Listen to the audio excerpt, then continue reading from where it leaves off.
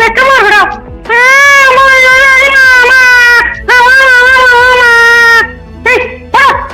நீ வந்து என்கிட்ட சொல்லிட்டு இருக்கிற இவ்வளவு பெரிய பையனா வந்துட்டு அவன் அச்சான்னு சொல்லிட்டு வந்து அம்மா கிட்ட கம்ப்ளைண்ட் பண்ணிட்டு இருக்கிற. அசிங்கமா இல்லை அவனுக்கு? நான் வரமாட்டேன். ஆமால அவங்க பெரிய பையனா வந்துட்டாங்க. நானே அடிச்சுவேன்.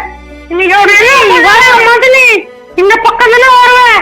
உன்னை நான் என்ன பண்றேன் பாரு. சும்மா விட மாட்டேன். உன்னை யார் மேல கை வச்ச? அவதான் எங்க அம்மாவே போட்டாங்க.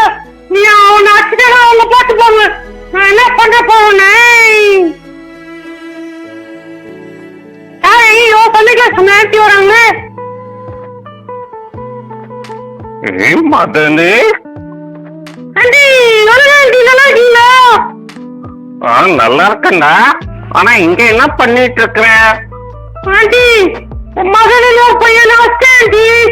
எங்க அம்மா கிட்ட சொன்னா எங்க அம்மா அங்கேயே வந்து சொல்லலாம். ஓங்கி ஒரு அடி எடுத்து வரான்னு சொன்னாங்க. நான் பாத்துக்கிறேன்னு சொன்னேன். நான் அதான் வெயிட் பண்ணிட்டு இருக்கிறேன். மதனு பெரியப்பா என்ன சொல்லிருக்காரு?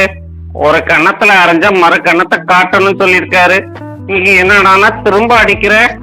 நீ சண்டே கிளாஸ்ல எல்லாம் நல்ல பையனா வசனம் எல்லாம் கத்துக்கிட்டல. ஆண்டி நீங்க தானே சொன்னீங்க அப்பா அம்மாக்கு கீழ்ப்படியணும்னு சொல்லி.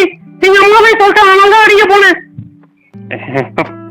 மதனே நீ வசனத்தை சரியா படிக்கலன்னு அர்த்தம். வசனம் என்ன சொல்லிருக்கு? எபேசியர் 6:1 பிள்ளைகளே உங்கள் பெற்றாருக்கு கர்த்தருக்குள் கீழ்ப்படியுங்கள், இது நியாயம். அப்போ நீ கர்த்தருக்கு பிரியமா உங்க அம்மா சொல்றதான் கீழ்ப்படியணும். இது கர்த்தருக்கு பிரியமா? நீயே சொல்லு.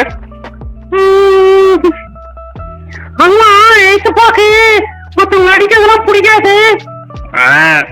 அப்பனா நீ அவனை மன்னிச்சு விட்டுடு. இனிமேலே அம்மா அப்பா எது சொன்னாலும் இது கர்த்தருக்கு பிரியமான்றத நீ யோசிச்சு பார்த்து செய்யணும்.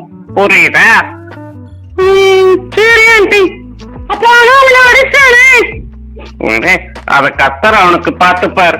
நீ கர்த்தருக்கு பிரியமா பண்ணனா அதுக்கான பலனை நீ அடைவ. சரி ஆண்டி.